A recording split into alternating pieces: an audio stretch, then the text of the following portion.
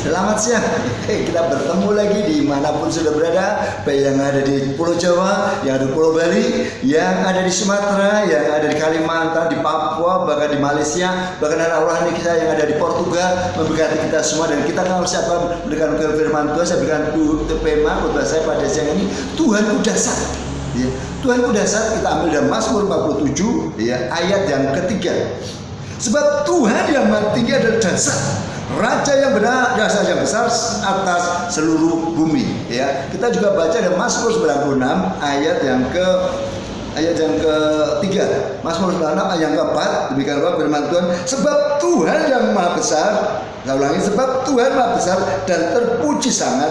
Ia lebih dasar daripada segala alam.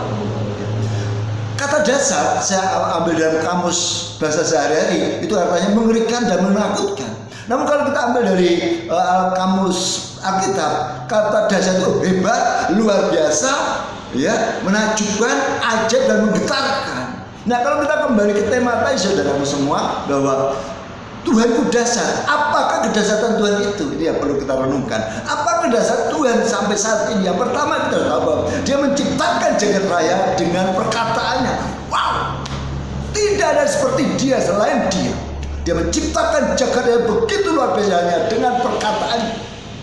Ya. Yang kedua, Dia menciptakan manusia hanya dengan tangannya, ya.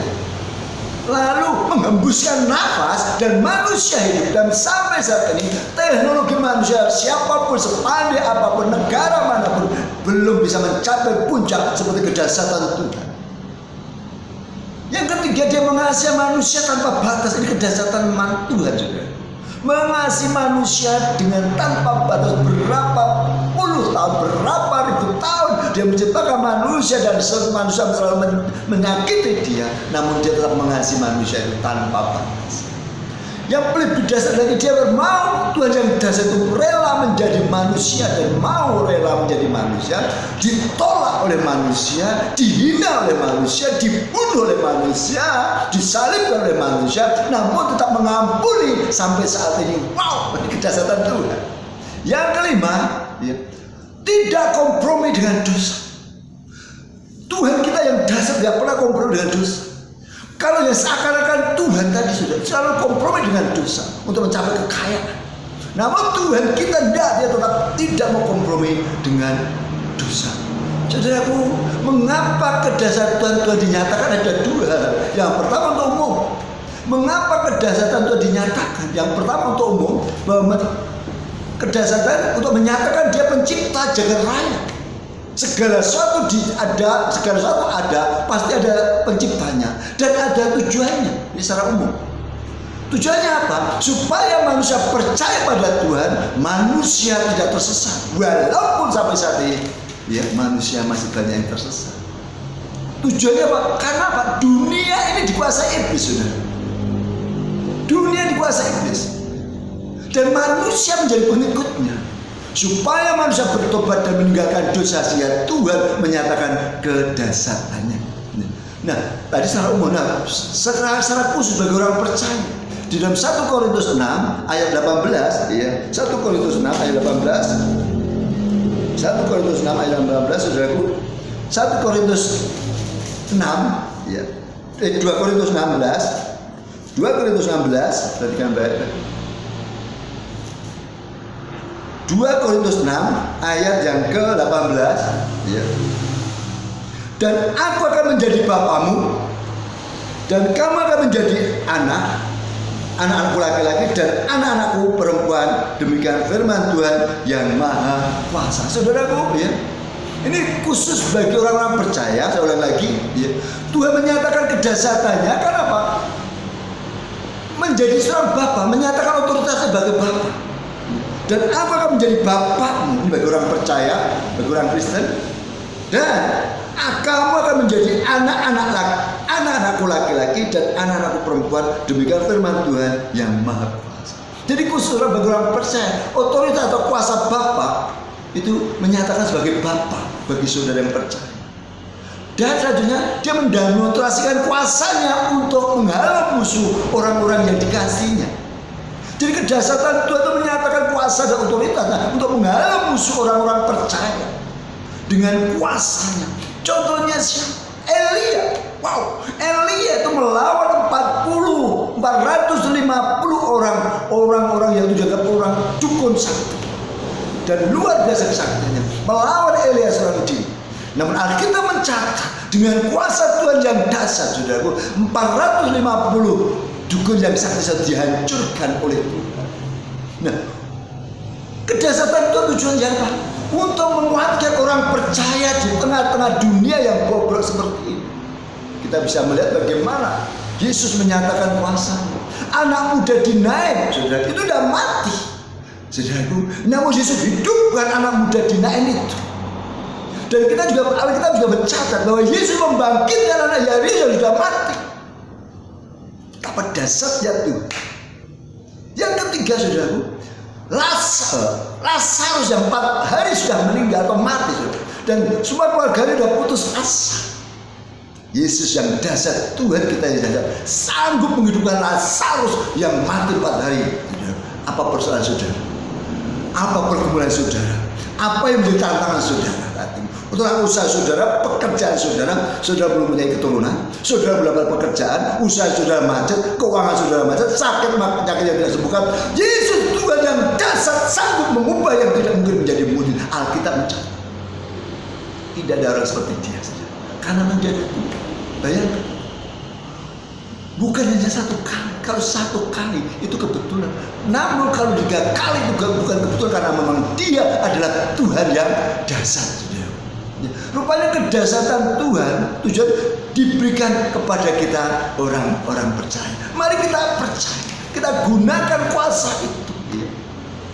Nah sekarang caranya bagaimana untuk kita memperoleh kedahsyatan Tuhan? Wow, mau memperoleh kedahsyatan Tuhan dalam kondisi seperti ini, situasi yang tidak mungkin saat ini?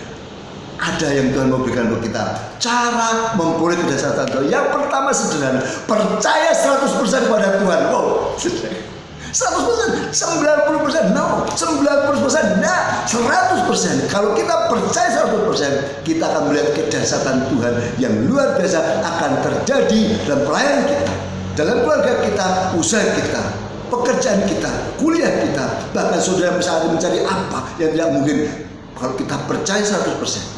Iya, kedahsyatan Tuhan sudah di tangan saudara dan saya. Yang percaya saudaraku, percaya 100% kepada Tuhan, berbalik arah. Kalau kemarin hanya setengah-setengah atau mungkin seperempat atau mungkin 65%, 85%, 90%, nggak mau. Tuhan nggak mau seperti itu. Kita berbalik arah 100% kepada Tuhan, mempercayai hidup kita, permasalahan kita kepada Dia. Wow, saudara, sederhana, namun sudah dilakukan. Namun kalau kita mau, saudara, kasih karunia yang memampukan kita untuk kita bisa melakukan. Amin, saudara. Yang kedua, berserah dan mau dibentuk menjadi manusia baru. Ini sih kalau susah. Namun ini satu-satunya atau salah satu untuk kita melihat kedahsyatan Tuhan terjadi buat kita, berserah. Jadi kondisi apapun, kalau kita hidup benar, kita taat, itu artinya Tuhan yang membentuk karakter kita, membentuk manusia menjadi baru, supaya kita punya pengharapan, ketaatan, kesetiaan yang baru terus menerus di dalam Tuhan. Ya, dan apa harus dilakukan? Apa yang kita lakukan? Tunduk, taat, setia, tidak jalan lain. Jadi kalau saat ini saudaraku rasanya kok berat, susah melakukan kondisi seperti ini, tetap tunduk. Kok seperti ini Pak Yono, tetap taat. Pak Yono, ini ekonomi, ini pekerjaan, ini dan itu, setia. Amin, saudaraku. Sudah melihat kedahsyatan Tuhan terjadi di depan kita, setia. Nah saudaraku, halangan untuk mendapatkan kedahsyatan Tuhan, halangan untuk mendapatkan kesetiaan apa, saudara, dari Tuhan? Tidak setuju dengan Tuhan. Artinya tidak mau dibentuk karakternya, tidak mau berbalik. Ya selama kita tidak pernah setuju dengan keputusan terhadap hidup kita, pekerjaan kita, usaha kita, keluarga kita, keuangan kita, Dia yang punya otoritas, saudara. Kalau kita tidak setuju, kita nggak pernah melihat kemuliaan Tuhan. Ya. Karena apa? Kita melihat Yudas. Bagaimana Yudas tiap hari, setiap saat, setiap waktu melihat Yesus. Namun karena dia karakternya tidak berbentuk, saudara. Ya. Karakter tidak berbentuk dan akhirnya dia mengkhianati Yesus. Namun kalau kita melihat sebelah teman-teman seangkatannya, Petrus, Andreas, dan lain-lainnya dipakai Tuhan dengan dasar. Karena apa? Dia karakternya terbentuk dan mau dibentuk oleh Tuhan. Kalau kita melihat perjanjian lama, namanya Simpson itu kurang apa? Namun karena karakternya tidak perlu, dia mati. Karena apa? Dia tidak taat pada Tuhan. Namun puji Tuhan, terakhir hidupnya paling akhir dia taat sehingga dia melihat kedahsyatan Tuhan. Saudaraku, mari Tuhan sediakan kedahsyatan bagi saudara saat ini. Kita tinggal ambil dengan iman, kita mempercayai dengan iman, kita melangkah dengan iman, kita doakan dalam iman, kita hidup di dalam iman itu. Keyakinan itu, kedahsyatan Tuhan sudah di depan kita. Puji Tuhan, mari kita masuk dalam doa. Terima kasih Tuhan. Sederhana kami sampaikan, kami percaya di kondisi seperti situasi seperti itu, Engkau akan menyatakan kedahsyatanmu bagi kami masing-masing saat ini. Kondisi apapun Tuhan, Engkau tidak akan terpengaruh, karena kuasamu dan kedahsyatanmu tidak terpengaruh oleh situasi. Kedahsyatan bakal terpengaruh kalau kami taat setia dan percaya Engkau. Terima kasih Tuhan, di dalam nama Yesus kami berdoa mengucap syukur. Haleluya, amin. Maju terus, pada mundur, Tuhan berkati.